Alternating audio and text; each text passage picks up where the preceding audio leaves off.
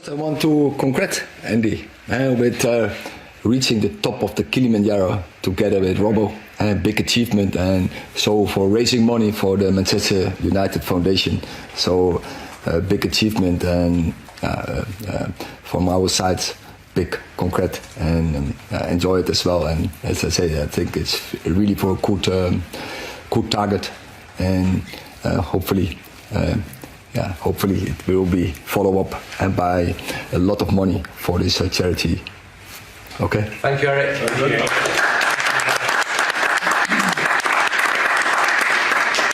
Why don't you give us the first question on it? Got mountains to be climbed, yeah?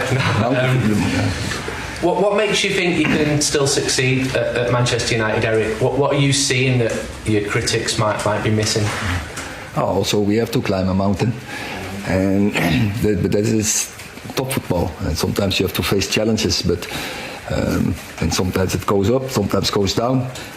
But I'm sure we will make it a success, as we did the last 2 seasons. We'll make it a success, and I think we are in a direction. Underneath, I see the good things. I see underneath, I see good patterns, and I see also the good stats. What confirms that we are in a good direction. But of course, the ranking is not lying. We are where we are, and that's not good enough. Erik, first of that, obviously you can see positives, but there's always a lot of noise around your position, certainly at the start of this international break. Did you feel the need to seek any assurances about your position? No, the noise is only coming from the media, from you guys. For some of you, let's say this, not all of you, but some of you who bringing up stories, creating fairy tales, making the noise, bringing lies, because I know we are on one page in this club. I told this before the break. I told several journalists, probably they didn't believe me, because I see the reports, but internal in the club it's quiet. Of course, we are discussing in the position where we are, and that we are unhappy with the position where we are, and how we have to turn the corner, and what has to happen, and so what should be the strategy to turn this corner. But ultimately, we are quiet, we are composed, we stay where we are, we stick to the plan, and we are very convinced we will make it a success. When you're looking to turn the corner, it doesn't help when you get injuries, and you had to deal with a lot last season. So what's the situation with Mazraoui, Manu and Maguire, and the timescales for them? Definitely it will not help, that is for sure. And you need players available to perform. So that is one point we have to change in this club. But then to this point, actual is that Kobe and Harry, they are out for a couple of weeks. And Mazraoui, that's the good news. He faced an illness, but he returned on the training pitch and he's available for selection for tomorrow. Hi Erik, just to ask you, away from Manchester United, you saw Thomas Tuchel come in as the England manager. You faced him twice last season as Bayern Munich head coach. What do you make of that appointment? I think very good choice from the FA. He's a top class manager, proved himself, creating top teams, creating teams who win, and England didn't win so much, didn't win since 1966. So I think it's a very good appointment to get a win, because England has world-class players, make it a team, and they have the opportunity to win big championships, the Euros or the World Cup. Erik, you've had some problems at left back for a while because of injuries and unavailabilities. Can you just say, what is the situation with Shaw and Tyrell Malacia? Are they going to be back anytime soon?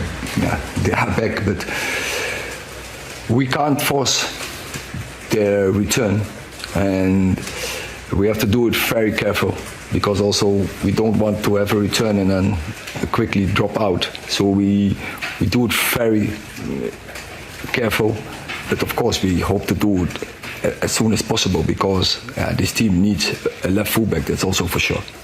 Just on the game as well, Christian Eriksen, you signed him from Brentford. He's become a really important figure again this season, when it looked like perhaps his career might have been winding down slightly. What's the key to the change that he's now become so important pretty much every week?